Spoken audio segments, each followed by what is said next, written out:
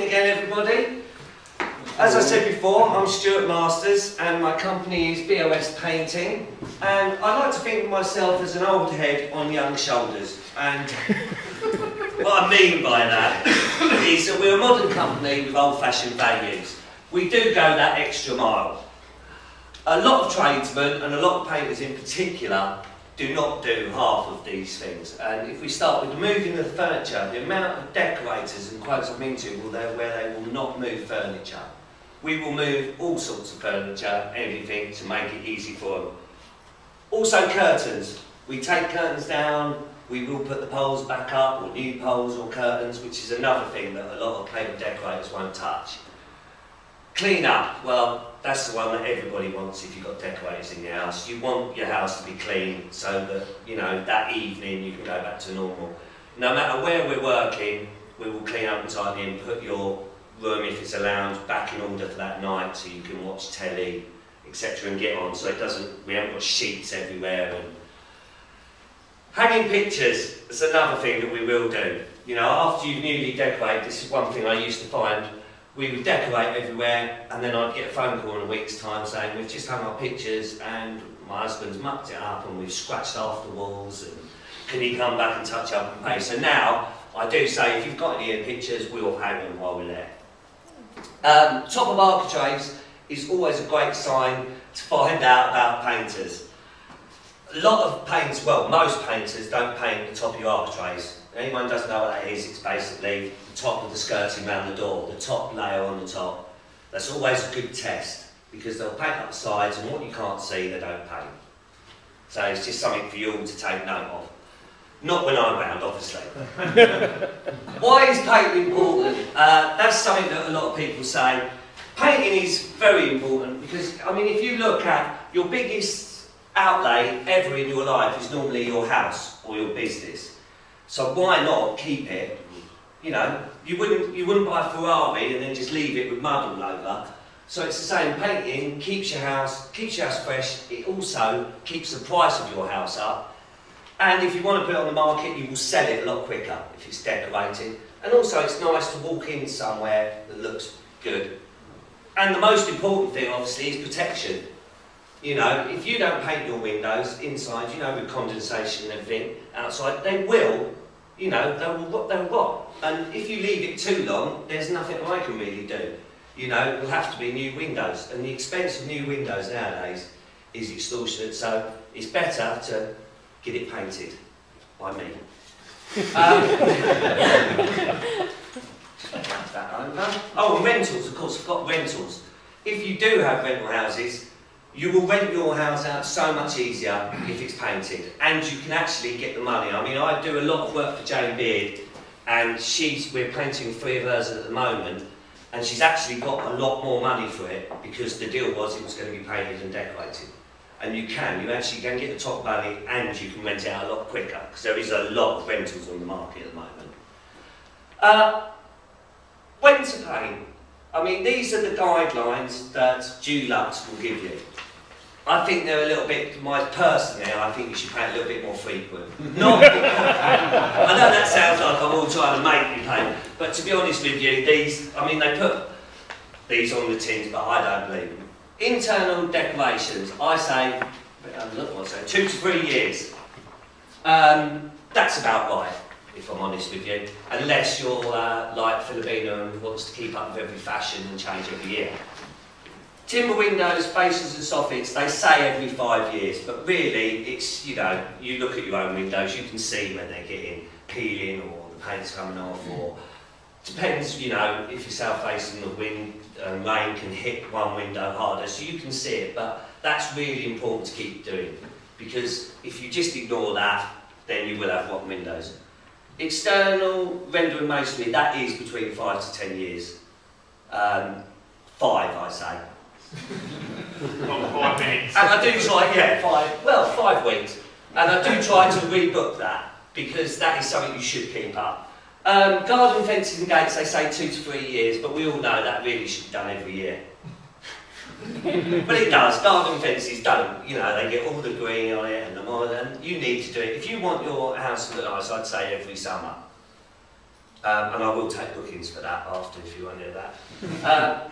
What does BOS do that's a little different? We do many... Oh God, sorry.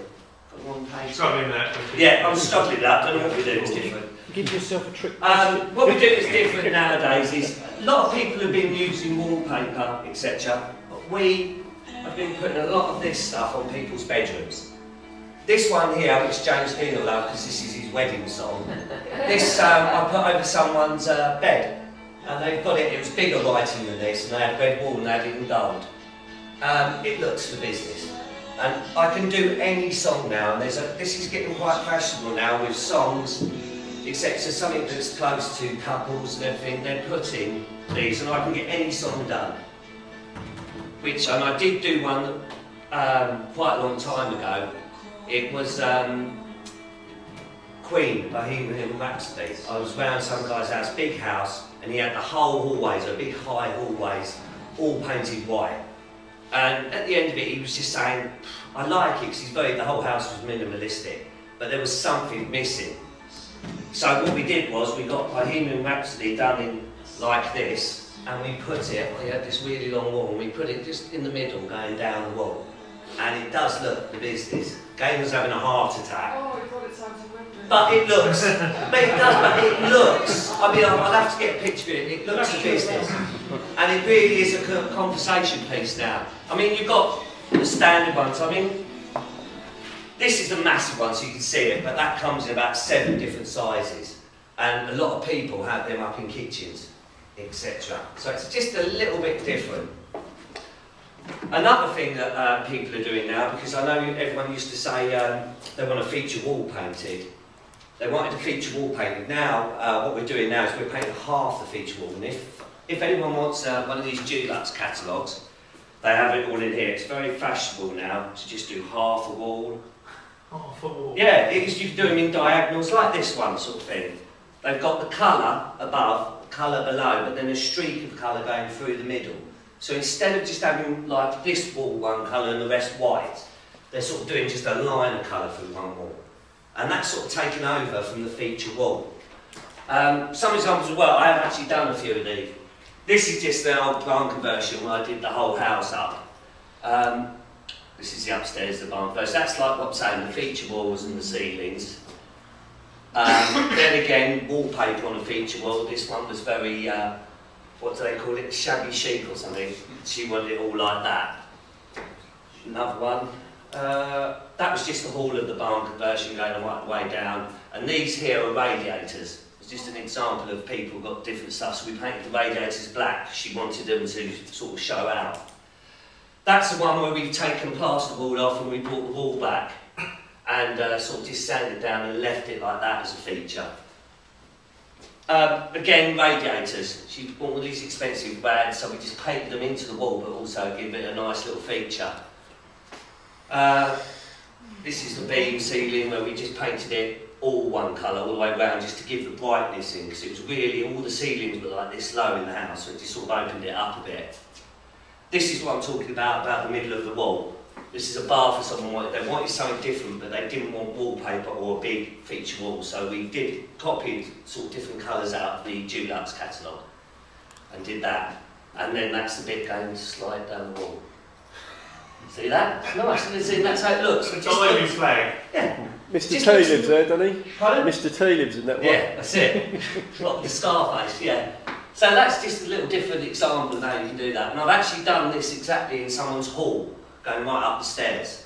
They saw this and they wanted it like that, and it looks good. Time consuming, but looks good. This is like what we're saying with the wall art. You can have it just on a little bit of wall, kitchens mainly, but it's getting very big in bedrooms now, over the beds. That's just another kitchen, done that. Introductions. I'm looking for introductions really, letting agents, I deal with those a lot, just doing all the rentals, so I'm looking for more letting agents. Also, interior designers are good for me, for show homes and things like that, we go in and paint. House stages, same sort of thing. you know, for show houses, things like that, or people who can't sell their houses, their house stages come in and sometimes we'll redecorate. Property management companies, that's another thing, like the letting agents, you know, it works really well for me. Schools, like I mentioned, college and nurseries. And obviously domestic clients. I can have domestic clients all the time. Okay? And that is the lot.